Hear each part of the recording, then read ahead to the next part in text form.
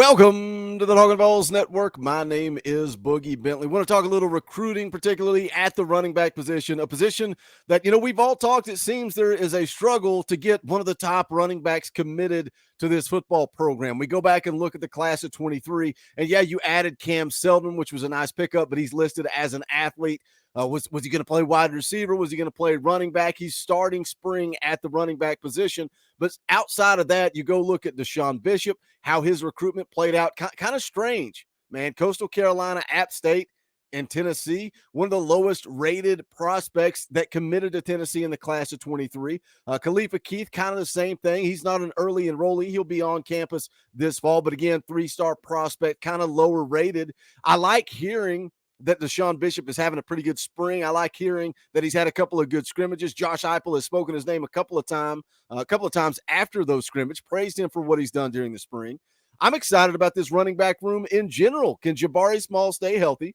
I think that Jalen Wright is primed to have a breakout season. And I say breakout season when just a year ago he led this football team in rushing yards. But I think he is due for a 1,000-yard season if he gets enough carries. Now, how many carries does Jabari Small get if he stays healthy? How many carries does Dylan Sampson get? Because I think Dylan Sampson is also a player. So Tennessee's got some talent in that running back room. But when you look at the recruiting, it seems to be a struggle. They've not been able to land some of the top targets that they're in on. Also, the transfer portal's kind of been the same song and dance. And that's why we saw, them take a reach with Lynn J. Dixon. And that lasted all of a week? And then he's out the door.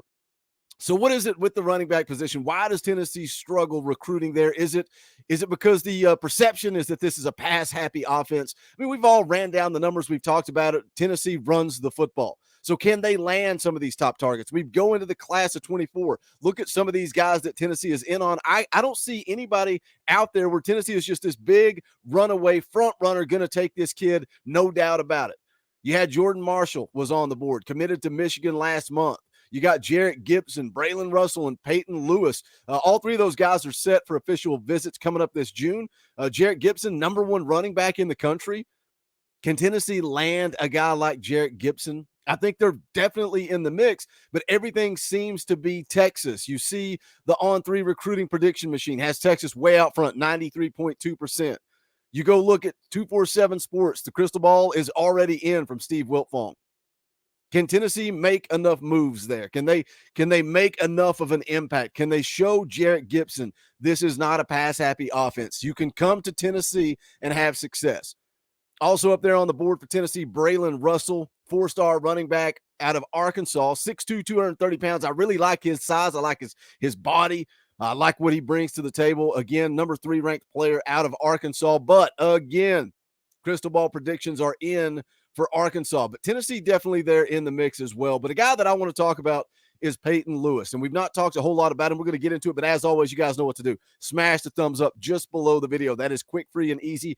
It helps the channel. Also, if you're new to the Talkin VAWLS Network, welcome. We're not experts. We're not insiders. We're not media. We're not talking at you. We're talking with you. We're building a huge community of Tennessee fans. This is for the fans, by the fans. If you like what we do, make sure you subscribe. Click that bell for notifications. You're not going to miss out when we go live or when we drop a video. We're going to be at the Orange and White game on Saturday. So come hang out. We'll be in the G10 parking garage around 10:30, 11 a.m., somewhere around there. Come find us. We'll have a Talkin VAWLS banner out. I'll post on social media and let you guys know exactly where we're at. Then I'm going to be live on Sunday night, 6:30 p.m. Eastern time. And then again, Monday morning at 9 a.m. It's going to be BVD and Boogie in the morning. We're going to recap what we saw at the Orange and White game. So again, a lot of stuff coming your way. But I want to talk a little bit about Peyton Lewis because he's a guy that will also be at the Orange and White game. He's not going to be in the G10 parking garage. He's going to be visiting Josh Heupel and this Tennessee football team.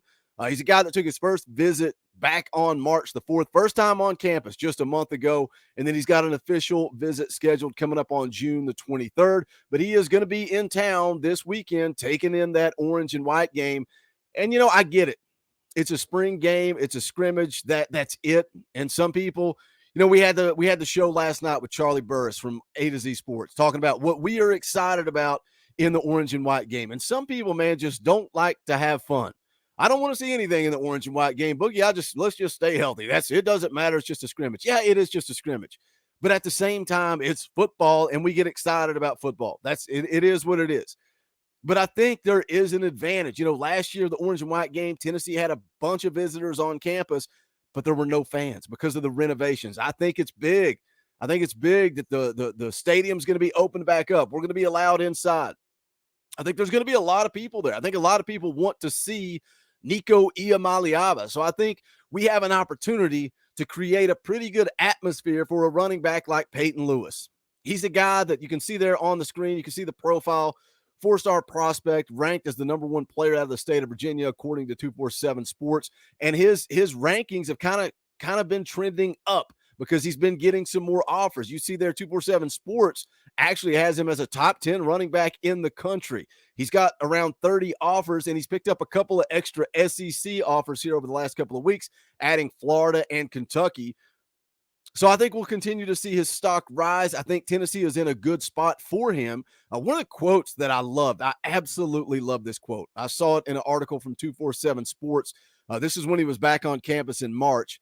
It says, I really like the tradition here and all the stories and everything else, seeing the field, going out there, seeing the stadium, the checkerboard, game days.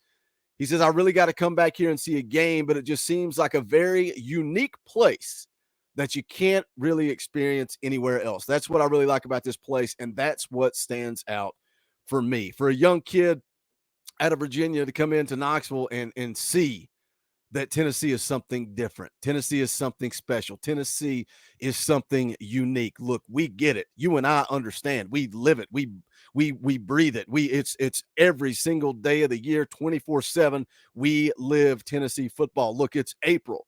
And we're on here talking about recruiting because we are like-minded. We get it. We know it's a special place. If you've ever stepped foot inside of Neyland Stadium, you remember that first time walking through the tunnel and it opens up to the field and you see the power tee and you see the checkerboards. Back in the day, seeing the letters and then Danny White bringing those back. Man, it is a special, special place. And I like that Peyton Lewis can recognize that after just one visit. The scouting report on Peyton Lewis, this is from 247 Sports. Verified size with wide shoulder frame to add muscle and mass without losing speed or athleticism. Again, this is a guy that's 6 foot, 190 pounds. He'll have the ability to add some weight. What I love about him is his speed, though. It says here, impressive dual sport profile with elite speed, two-time state 55-meter champ with a personal best of 6.34 seconds. Productive player for one of the top Class 4 programs in the state, often runs out of 21 personnel formations with stacked defense in the box, is home run threat anywhere on the field. I saw a quote with him on that too, talking about how Tennessee likes his speed. He says, if you get me to the third level, that safety is going to be erased because he's not going to get me. I love the confidence. I love the speed. Says he routinely outruns high school defensive backs, difficult to arm tackle and does not go down on first contact. Patient runner who is comfortable running between the tackles but has the speed to bounce plays outside, shows balance and is effective with stiff arm, can gear down to hit gap and quickly accelerates to get through, knows how to change pace, has burst to overcome angles, can be effective pass catcher out of the backfield, has to continue to work on flexibility throughout frame and run lower, pad levels sometimes high, but does not get hit cleanly often. Does not often cut at full speed. Added frame looseness with increased elusiveness. Needs to be more consistent running behind pads. Can play early at a top 20 program. Has NFL draft potential. Again, I like the speed. He's a track guy. Personal best in the 55 meters, 6.34. Personal best in the 300 meters, 35.25. And seasonal best in the 60 meters is 6.93. But again, like it said in the scouting report, won the 55-meter state title back-to-back years. Fall 2022, he rushed for over 1,500 yards and 17 touchdowns, named Class 4A All-State first team as running back and kick returner, second team punt returner. So that's the scouting report on Peyton Lewis. Again, a guy who I think his recruitment is trending upwards. Can Tennessee close the door on this one? Peyton Lewis is a guy that I really like more and more. The more I watch tape, the more I read, the more I hear from him, the more I like him. Again, trying to figure out this Tennessee running back recruiting board. Where is Tennessee at? Can they pull a guy like Peyton Lewis? Can this be the guy that they can kind of pull away and say, okay, we got a solid one in the boat. Now let's see who else we can add. I don't know about Jarrett Gibson, guys. He's a stud, but can Tennessee land the number one running back in the country? We'll see. Again, Jarrett Gibson, Braylon Russell, and Peyton Lewis all scheduled to be here in June for official visits. But Peyton Lewis will be here this weekend. You guys hit the comment section. Let me know, what are your thoughts on recruiting at the running back position? What are your thoughts on Peyton Lewis, his scouting report, his tape, all that good stuff? And always make sure you smash the thumbs up on the way out the door. It helps the channel. Go check out the merchandise. You guys know where, bonfire.com/store/talking-balls. And if you like this channel, you want to support what we do, hit the join button down below. For $1.99 a month, you can become a member of this channel. You get custom Talking Balls emojis. You get a Power T beside your name. You get access to fan call-in shows. We got one of those coming up next week. We're going to do one next week, Wednesday, after the orange and white game. And we're going to have a fan call-in show so you guys can come on and talk about it with us. Should be a good time. But if you want to support what we do, hit that join button. If not, that's cool. Come hang out. Enjoy the content. Hope you guys have a great day. That's going to do it for this one. This is the Talking Balls Network. My name is Boogie Bentley. Go Big Orange.